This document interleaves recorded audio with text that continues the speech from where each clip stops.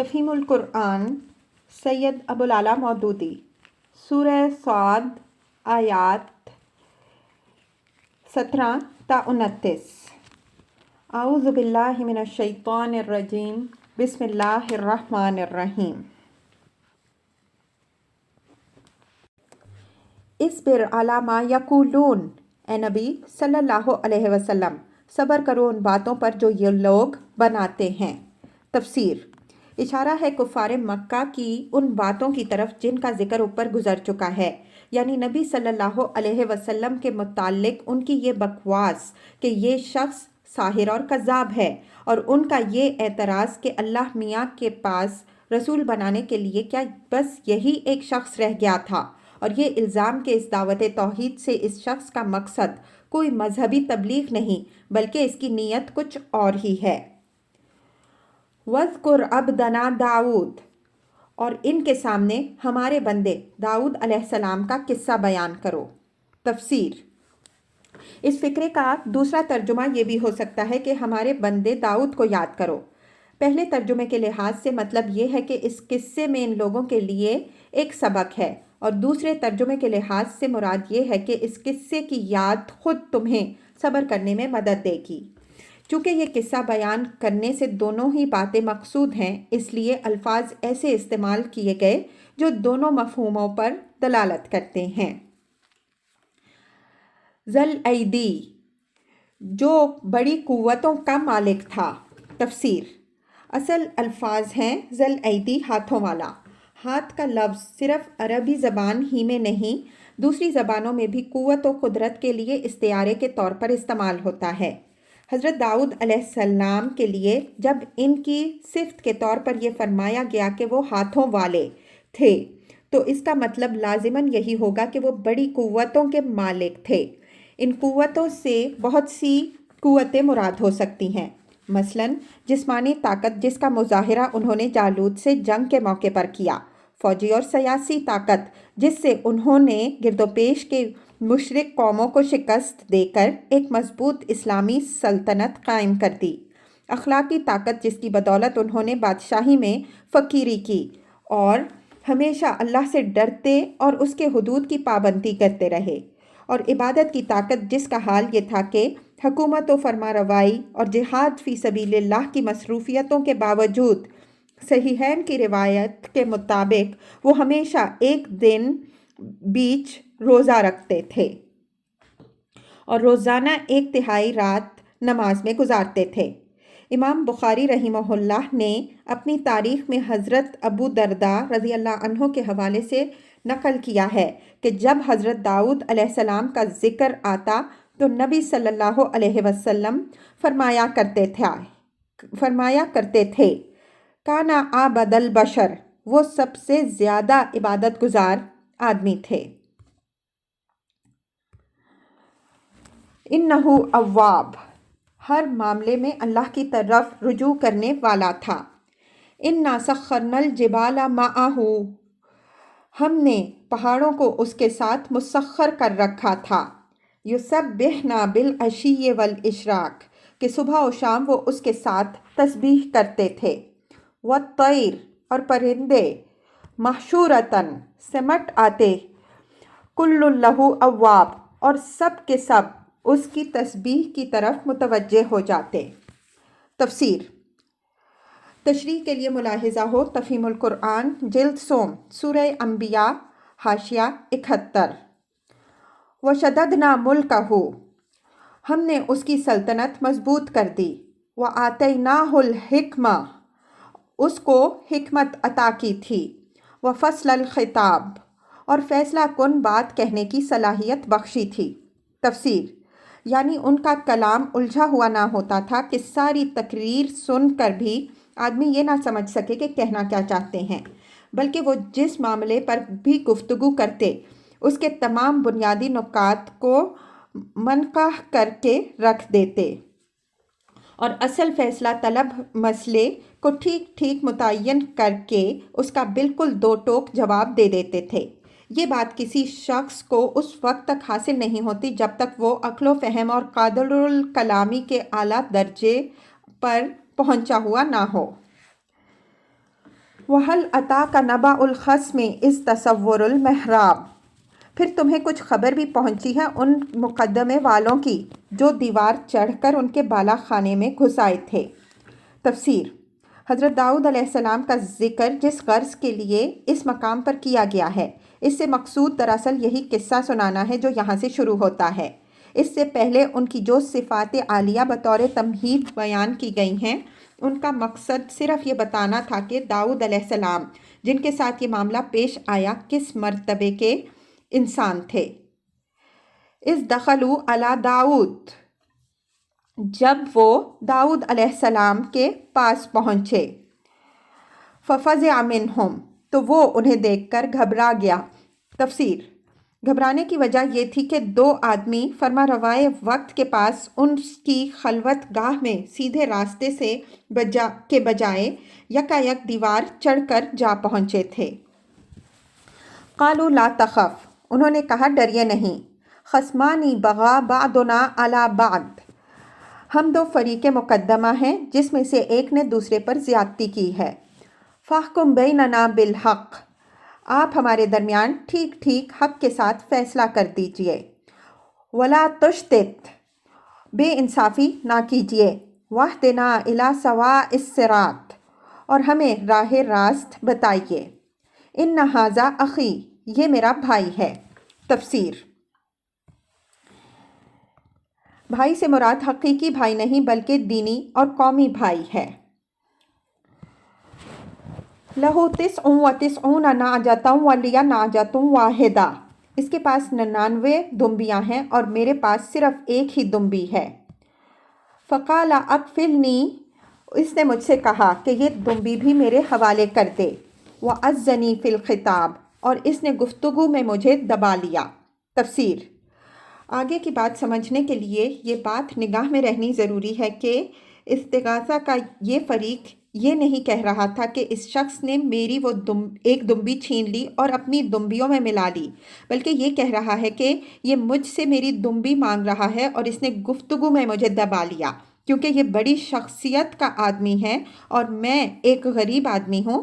میں اپنے اندر اتنی سکت نہیں پاتا کہ اس کا مطالبہ رد کر دوں۔ قال لقد ظلمک بسؤال نعجتک الی نعاجہ، داؤد علیہ السلام نے کہا اس شخص نے اپنی دمبیوں کے ساتھ تیری دمبی ملا لینے کا مطالبہ کر کے یقیناً تجھ پر ظلم کیا ہے۔ تفسیر: یہاں کسی کو یہ شبہ نہ ہو کہ حضرت داؤد علیہ السلام نے ایک ہی فریق کی بات سن کر اپنا فیصلہ کیسے دے دیا۔ اصل بات یہ ہے کہ جب مدعی کی شکایت پر مدعا علیہ خاموش رہا اور اس کی تردید میں کچھ نہ بولا تو یہ خود ہی اس کے اقرار کا ہم معنی تھا۔ اس بنا پر حضرت داؤد علیہ السلام نے یہ رائے قائم کی کہ واقعہ وہی کچھ ہے جو مدعی بیان کر رہا ہے۔ وَإِنَّ كَثِيرًا مِّنَ الْخُلَطَاءِ لَيَبْغِي بَعْضُهُمْ عَلَى بَعْضٍ إِلَّا الَّذِينَ آمَنُوا وَعَمِلُوا الصَّالِحَاتِ وَقَلِيلٌ مَّا هُمْ، اور واقعہ یہ ہے کہ مل جل کر ساتھ رہنے والے لوگ اکثر ایک دوسرے پر زیادتیاں کرتے رہتے ہیں، بس وہی لوگ اس سے بچے ہوئے ہیں جو ایمان رکھتے ہیں اور عمل صالح کرتے ہیں، اور ایسے لوگ کم ہی ہیں۔ وَظَنَّ دَاؤُدُ أَنَّمَا فَتَنَّاهُ، یہ بات کہتے کہتے داؤد علیہ السلام سمجھ گیا کہ یہ تو ہم نے دراصل اس کی آزمائش کی ہے۔ فَاسْتَغْفَرَ رَبَّهُ، چنانچہ اس نے اپنے رب سے معافی مانگی۔ وَخَرَّ رَاكِعًا وَأَنَابَ، اور سجدے میں گر گیا اور رجوع کر لیا۔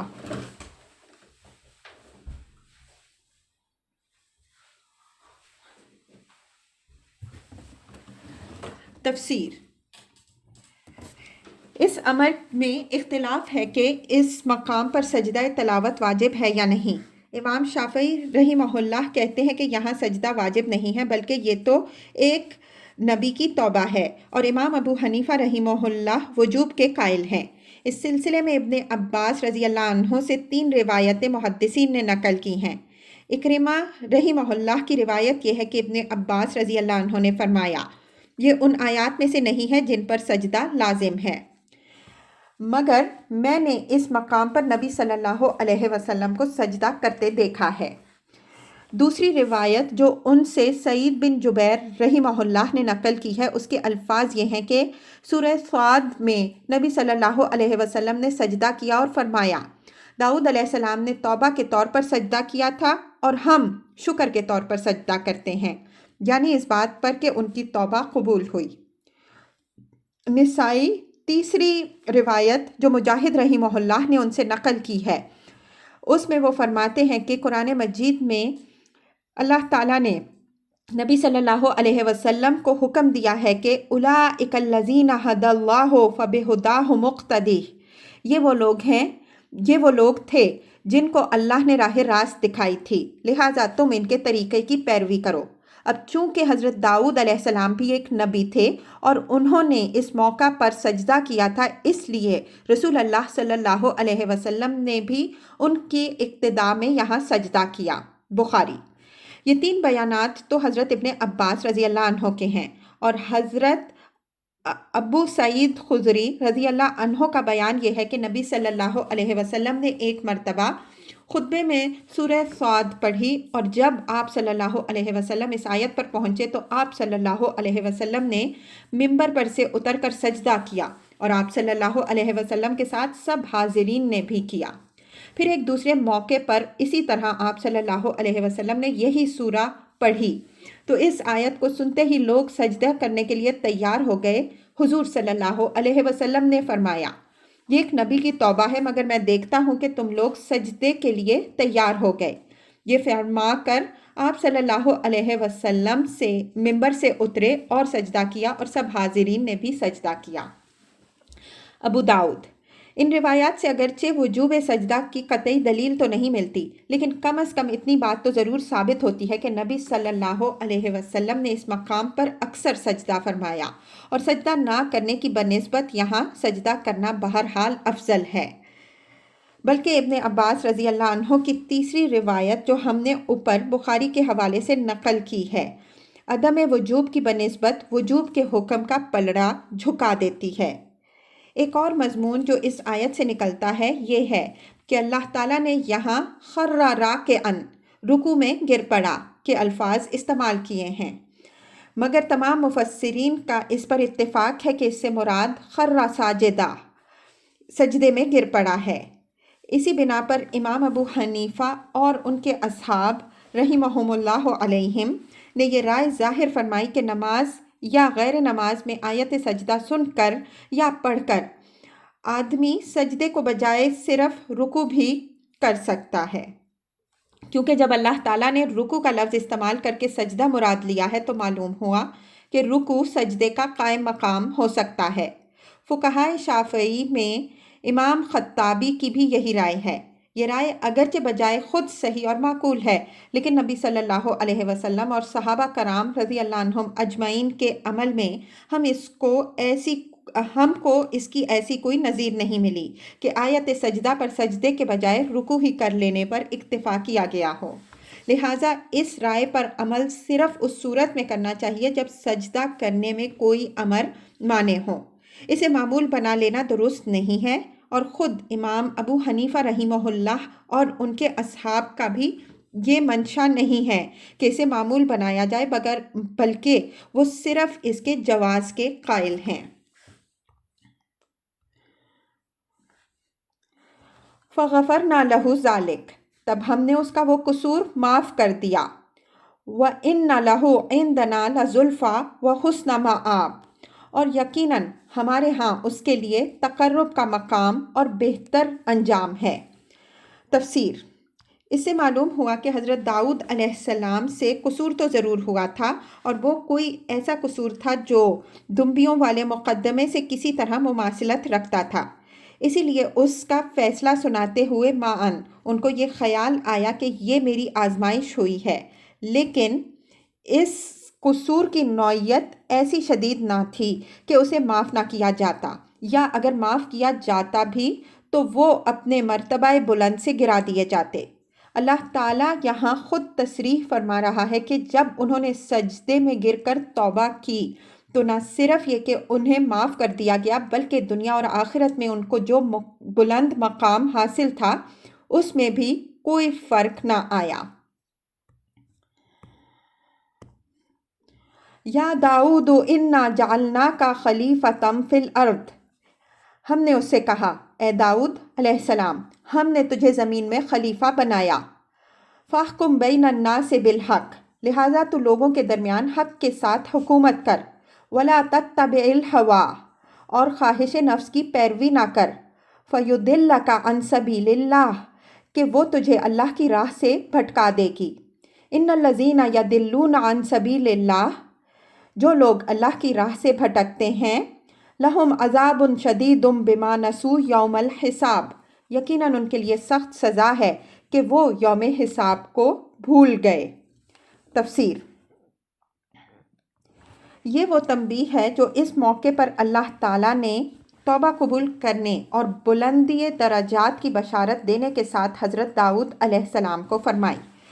اس سے یہ بات خود بخود ظاہر ہوتی ہے کہ جو فعل ان سے صادر ہوا تھا اس کے اندر خواہش نفس کا کچھ دخل تھا، اس کا حاکمانہ اقتدار کے نامناسب استعمال سے بھی کوئی تعلق تھا، اور وہ کوئی ایسا فعل تھا جو حق کے ساتھ حکومت کرنے والے کسی فرما روا کو زیب نہ دیتا تھا۔ یہاں پہنچ کر 3 سوال ہمارے سامنے آتے ہیں۔ اول یہ کہ وہ فعل کیا تھا، دوسرے یہ کہ اللہ تعالیٰ نے اس کو صاف صاف بیان کرنے کے بجائے اس طرح پردے پردے ہی میں اس کی طرف کیوں اشارہ کیا، تیسرے یہ کہ اس سیاق و سباق میں اس کا ذکر کس مناسبت سے کیا گیا ہے۔ جن لوگوں نے بائبل کا مطالعہ کیا ہے ان سے یہ بات پوشیدہ نہیں ہے کہ اس کتاب میں حضرت داؤد علیہ السلام پر اوریہ حتیٰ کی بیوی سے زنا کرنے اور پھر اوریہ کو ایک جنگ میں قصداً ہلاک کرنے اور اس کی بیوی سے نکاح کر لینے کا صاف صاف الزام لگایا گیا ہے، اور یہ بھی کہا گیا ہے کہ یہی عورت جس نے ایک شخص کی بیوی ہوتے ہوئے اپنے آپ کو حضرت داؤد علیہ السلام کے حوالے کیا تھا، حضرت سلیمان علیہ السلام کی ماں تھی۔ یہ پورا قصہ بائبل کی کتاب سموئیل دوم باب 11 تا 12 میں نہایت تفصیل کے ساتھ درج ہے۔ نزول قرآن سے صدیوں پہلے یہ بائبل میں درج ہو چکا تھا۔ دنیا بھر کے یہودیوں اور عیسائیوں میں سے جو بھی اپنی اس کتاب مقدس کی تلاوت کرتا ہے یا اسے سنتا ہے وہ اس قصے سے نہ صرف واقف تھا بلکہ اس پر ایمان بھی لاتا تھا۔ انہی لوگوں کے ذریعے سے یہ دنیا میں مشہور ہوا، اور آج تک حال یہ ہے کہ مغربی ممالک میں بنی اسرائیل اور عبرانی مذہب کی تاریخ پر کوئی کتاب ایسی نہیں لکھی جاتی جس میں حضرت داؤد علیہ السلام کے خلاف اس الزام کو دہرایا نہ جاتا ہو۔ اس مشہور قصے میں یہ بات بھی درج ہے کہ خداوند نے ناتن کو داؤد علیہ السلام کے پاس بھیجا، اس نے اس کے پاس آ کر اس سے کہا، کسی شہر میں 2 شخص تھے، ایک امیر اور دوسرا غریب۔ اس امیر کے پاس بہت سے ریوڑ اور گلے تھے، پر اس غریب کے پاس بھیڑ کی ایک پھٹیا کے سوا کچھ نہ تھا جسے اس نے خرید کر پالا تھا، اور وہ اس کے اور اس کے بال بچوں کے ساتھ بڑھی تھی۔ وہ اسی کے نوالے میں سے کھاتی اور اسی کے پیالے سے پیتی اور اس کی گود میں سوتی تھی اور اس کے لیے بطور بیٹی کے تھی۔ اور اس امیر کے ہاں کوئی مسافر آیا، سو اس نے اس مسافر کے لیے جو اس کے ہاں آیا پکانے کو اپنے ریوڑ اور گلے میں سے کچھ نہ لیا بلکہ اس غریب کی بھیڑ لے لی اور اس شخص کے لیے جو اس کے ہاں آیا تھا پکائی۔ تب داؤد علیہ السلام کا غضب اس شخص پر شدت سے بھڑکا، اور اس نے ناتن سے کہا کہ خداوند کی حیات کی قسم کہ وہ شخص جس نے یہ کام کیا واجب القتل ہے، سو اس شخص کو اس بھیڑ کا چوکنا بھرنا پڑے گا، کیونکہ اس نے ایسا کام کیا اور اسے ترس نہ آیا۔ تب ناتن نے داؤد علیہ السلام سے کہا کہ وہ شخص تو ہی ہے، تو نے اوریہ کو تلوار سے مارا اور اس کی بیوی لے لی تاکہ وہ تیری بیوی بنے، اور اس کو بنی امون کی تلوار سے قتل کروایا۔ اس قصے اور اس شہرت کی موجودگی میں یہ ضرورت باقی نہ تھی کہ قرآن مجید اس کے متعلق کوئی تفصیلی بیان دیتا۔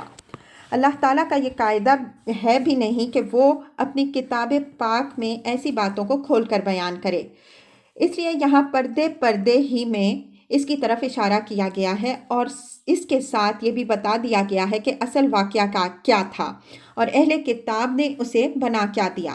اصل واقعہ جو قرآن مجید کے مذکورہ بالا بیان سے صاف سمجھ آتا ہے وہ یہ ہے کہ حضرت داؤد علیہ السلام نے اوریا سے محض یہ خواہش ظاہر کی تھی کہ وہ اپنی بیوی کو طلاق دے دے، اور چونکہ یہ خواہش ایک عام آدمی کی طرف سے نہیں بلکہ ایک جلیل القدر فرما روا اور ایک زبردست دینی عظمت رکھنے والی شخصیت کی طرف سے رعایا کے ایک فرد کے سامنے ظاہر کی گئی تھی، اس لیے وہ شخص کسی ظاہری جبر کے بغیر بھی اپنے آپ کو اسے قبول کرنے پر مجبور پا رہا تھا۔ اس موقع پر قبل اس کے کہ وہ حضرت داؤد علیہ السلام کی فرمائش کی تعمیل کرتا، قوم کے دو نیک لوگ اچانک حضرت داؤد علیہ السلام کے پاس پہنچ گئے اور انہوں نے ایک فرضی مقدمے کی صورت میں یہ معاملہ ان کے سامنے پیش کر دیا۔ حضرت داؤد علیہ السلام ابتدا میں تو یہ سمجھے کہ یہ واقعی کوئی مقدمہ ہے، چنانچہ انہوں نے اسے سن کر اپنا فیصلہ سنا دیا، لیکن زبان سے فیصلے کے الفاظ نکلتے ہی ان کے ضمیر نے تنبیہ کی کہ یہ تمثیل پوری طرح ان کے اور اس شخص کے معاملے پر چسپاں ہوتی ہے، اور جس فعل کو وہ ظلم قرار دے رہے ہیں اس کا صدور خود ان سے اس شخص کے معاملے میں ہو رہا ہے۔ یہ احساس دل میں پیدا ہوتے ہی وہ سجدے میں گر پڑے اور توبہ کی اور اپنے اس فعل سے رجوع فرما لیا۔ بائبل میں اس واقعے کی وہ گھناؤنی شکل کیسے بنی، یہ بات بھی تھوڑے سے غور کے بعد سمجھ میں آتی ہے۔ معلوم ایسا ہوتا ہے کہ حضرت داؤد علیہ السلام کو اس خاتون کی خوبیوں کا کسی ذریعے سے علم ہو گیا تھا، اور ان کے دل میں یہ خیال پیدا ہوا تھا کہ ایسی لائق عورت ایک معمولی افسر کی بیوی ہونے کے بجائے ملک کی ملکہ ہونی چاہیے۔ اسی خیال سے مغلوب ہو کر انہوں نے اس کے شوہر سے یہ خواہش ظاہر کی کہ وہ اسے طلاق دے دے۔ اس میں کوئی قباحت انہوں نے اس لیے محسوس نہ کی کہ بنی اسرائیل کے ہاں یہ کوئی معیوب بات نہ سمجھی جاتی تھی۔ ان کے ہاں یہ ایک معمولی بات تھی کہ ایک شخص اگر کسی کی بیوی کو پسند کرتا تو بے تکلف اس سے درخواست کر دیتا تھا کہ اسے میرے لیے چھوڑ دو۔ ایسی درخواست پر کوئی برا نہ مانتا تھا، بلکہ بسا اوقات دوست ایک دوسرے کے پاس خاطر سے بیوی کو خود طلاق دے دیتے تھے تاکہ دوسرا اس سے شادی کر لے، لیکن یہ بات کرتے وقت حضرت داؤد علیہ السلام کو اس امر کا احساس نہ ہوا کہ ایک عام آدمی کی طرف سے اس طرح کی خواہش کا اظہار تو جبر و ظلم کے عنصر سے خالی ہو سکتا ہے، مگر ایک فرمانروا کی طرف سے جب ایسی خواہش ظاہر کی جائے تو وہ جبر سے کسی طرح بھی خالی نہیں ہو سکتی۔ اس پہلو کی طرف جب اس تمثیلی مقدمے کے ذریعے سے ان کو توجہ دلائی گئی تو وہ بلا تأمل اپنی اس خواہش سے دستبردار ہو گئے اور بات آئی گئی ہو گئی۔ مگر بعد میں کسی وقت جب ان کی کسی خواہش اور کوشش کے بغیر اس خاتون کا شوہر ایک جنگ میں شہید ہو گیا اور انہوں نے اس سے نکاح کر لیا تو یہودیوں کے خبیث ذہن نے افسانہ تراشی شروع کر دی، اور یہ خبث نفس اس وقت اور زیادہ تیزی سے کام کرنے لگا جب بنی اسرائیل کا ایک گروہ حضرت سلیمان علیہ السلام کا دشمن ہو گیا۔ ان محرکات کے زیر اثر یہ قصہ تصنیف کر ڈالا گیا کہ حضرت داؤد علیہ السلام نے معاذ اللہ اوریا کی بیوی کو اپنے محل کی چھت پر سے اس حالت میں دیکھا تھا کہ وہ براہنہ نہا رہی تھی۔ انہوں نے اس کو اپنے ہاں بلوایا اور اس سے زنا کا ارتکاب کیا جس سے وہ حاملہ ہو گئی۔ پھر انہوں نے اوریا کو بنی امون کے مقابلے پر جنگ میں بھیج دیا اور فوج کے کمانڈر کو حکم دیا کہ اسے لڑائی میں ایسی جگہ مقرر کر دے جہاں وہ لازماً مارا جائے، اور جب وہ مارا گیا تو انہوں نے اس کی بیوی سے شادی کر لی اور اسی عورت کے پیٹ سے سلیمان علیہ السلام پیدا ہوئے۔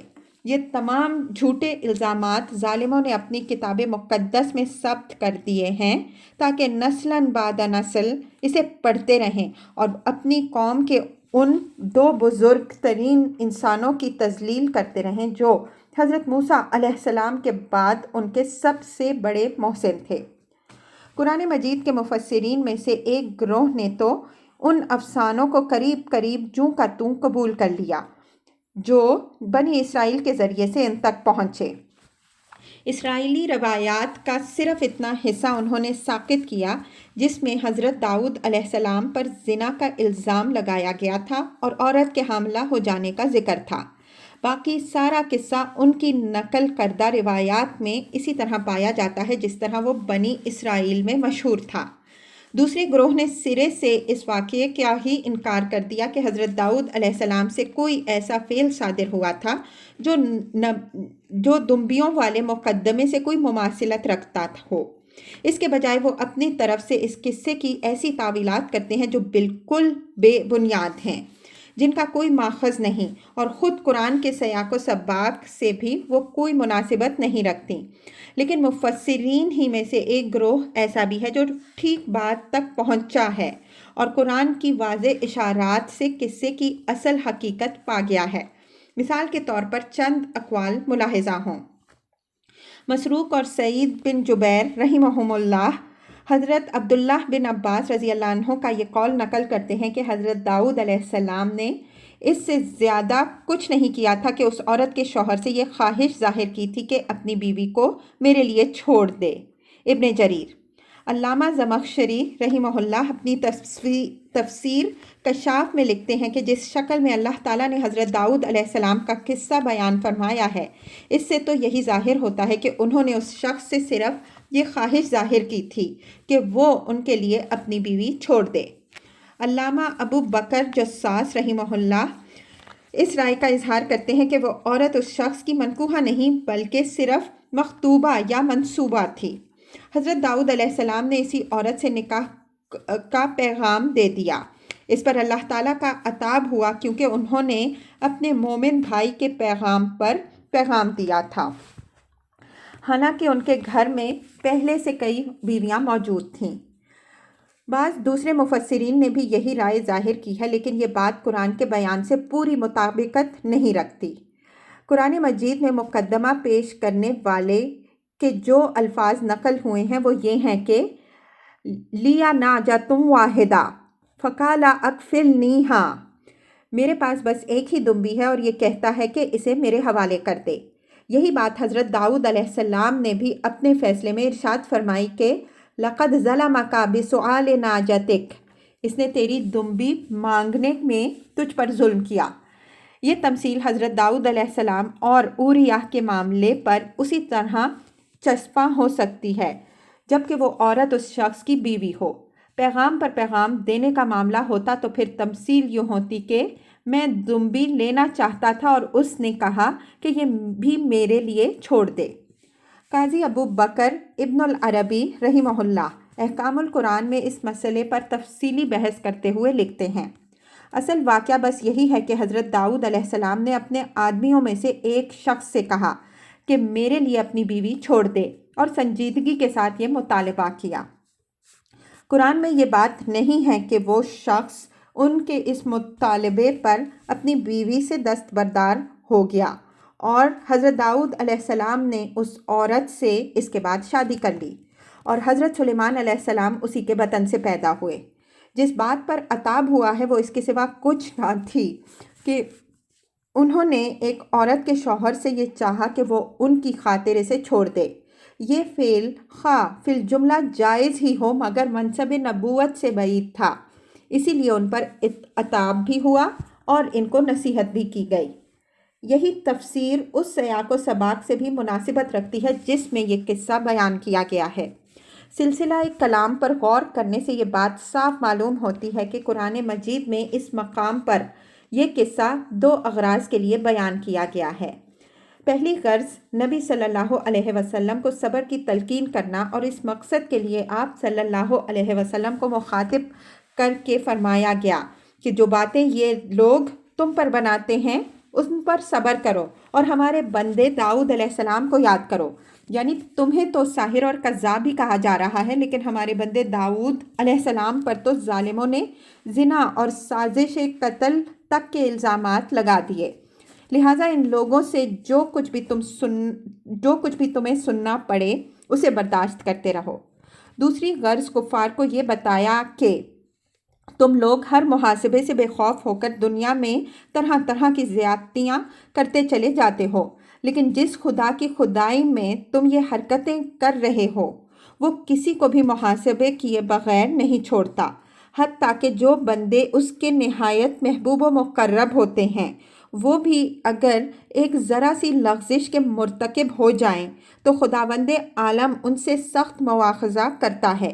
اس مقصد کے لیے نبی صلی اللہ علیہ وسلم سے فرمایا گیا ہے کہ ان کے سامنے ہمارے بندے داؤد علیہ السلام کا ذکر بیان کرو، جو ایسی اور ایسی خوبیوں کا مالک تھا، مگر جب اس سے ایک بے جا بات سرزد ہو گئی تو دیکھو کہ ہم نے اسے کس طرح سرزنش کی۔ اس سلسلے میں ایک بڑی غلط فہمی اور باقی رہ جاتی ہے جسے رفع کرنا ضروری ہے۔ تمثیل میں مقدمہ پیش کرنے والے نے یہ جو کہا ہے کہ اس شخص کے پاس 99 دمبیاں ہیں اور میرے پاس ایک ہی دمبی ہے جسے یہ مانگ رہا ہے، اس سے بظاہر یہ گمان ہوتا ہے کہ شاید داؤد علیہ السلام کے پاس 99 بیویاں تھیں اور وہ ایک عورت حاصل کر کے 100 کا عدد پورا کرنا چاہتے تھے، لیکن دراصل تمثیل کے ہر جز کا حضرت داؤد علیہ السلام اور اولیاء کے معاملے پر لفظ بلفظ چسپاں ہونا ضروری نہیں۔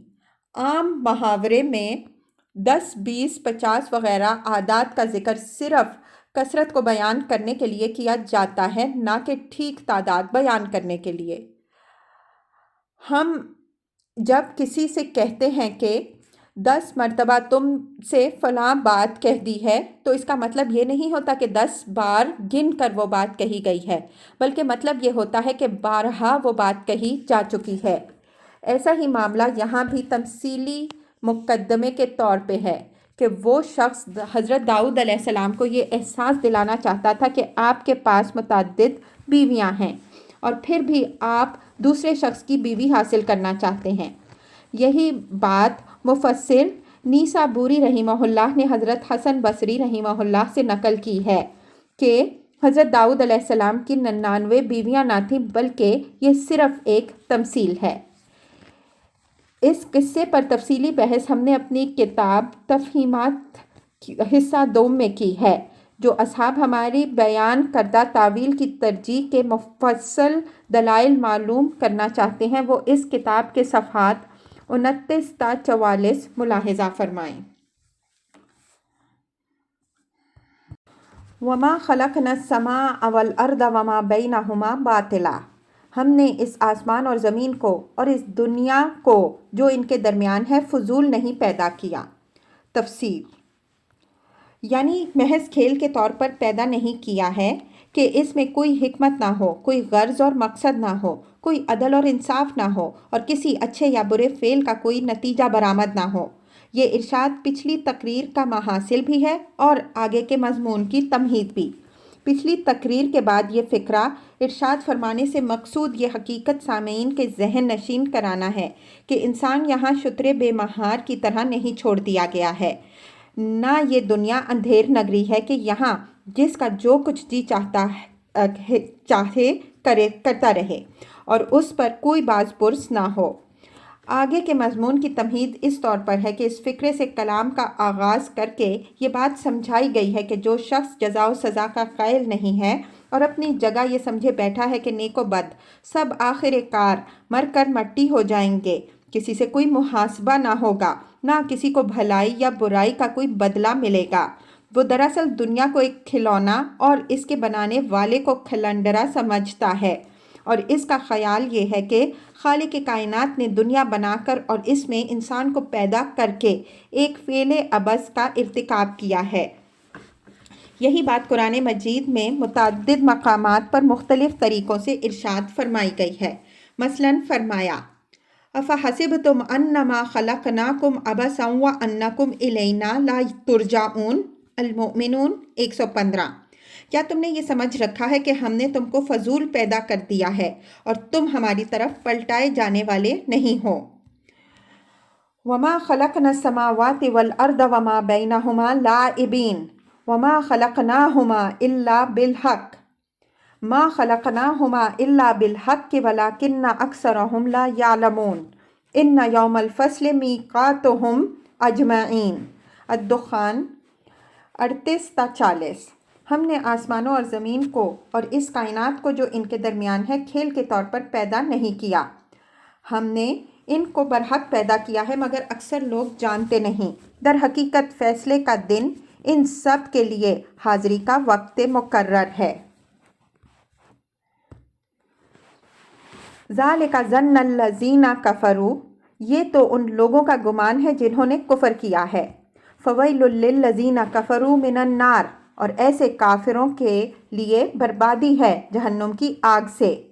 ام نجعل الذین آمنوا وعملوا الصالحات کالمفسدین فی الارض، کیا ہم ان لوگوں کو جو ایمان لاتے ہیں اور نیک عمل کرتے ہیں اور ان کو جو زمین میں فساد کرنے والے ہیں یکساں کر دیں گے؟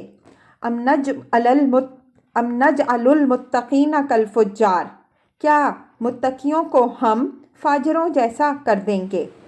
تفسیر، یعنی کیا تمہارے نزدیک یہ بات معقول ہے کہ نیک اور بد دونوں آخر کار یکساں ہو جائیں گے؟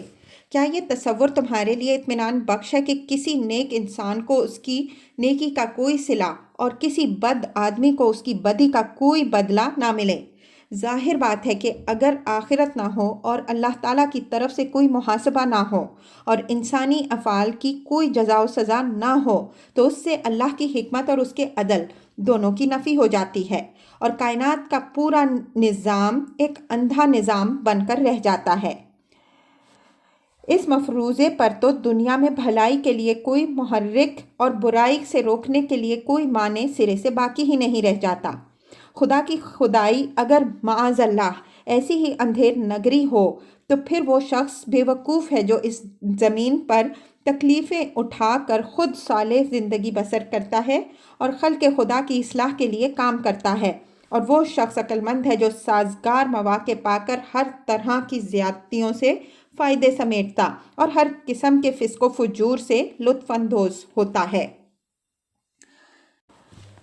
کتاب انزلناہ الیک مبارک، یہ ایک بڑی برکت والی کتاب ہے جو اے محمد صلی اللہ علیہ وسلم ہم نے تمہاری طرف نازل کی ہے۔ تفسیر، برکت کے لغوی معنی ہیں افزائش خیر و سعادت۔ قرآن مجید کو برکت والی کتاب کہنے کے معنی یہ ہیں کہ یہ انسان کے لیے نہایت مفید کتاب ہے، اس کی زندگی کو درست کرنے کے لیے بہترین ہدایات دیتی ہے، اس کی پیروی میں آدمی کا نفع ہی نفع ہے اور نقصان کا کوئی خطرہ نہیں ہے۔ لِيَدَّبَّرُوا آیَاتِهِ، تاکہ یہ لوگ اس کی آیات پر غور کریں، وَلِيَتَذَكَّرَ أُولُو الْأَلْبَابِ، اور عقل و فکر رکھنے والے اس سے سبق لیں۔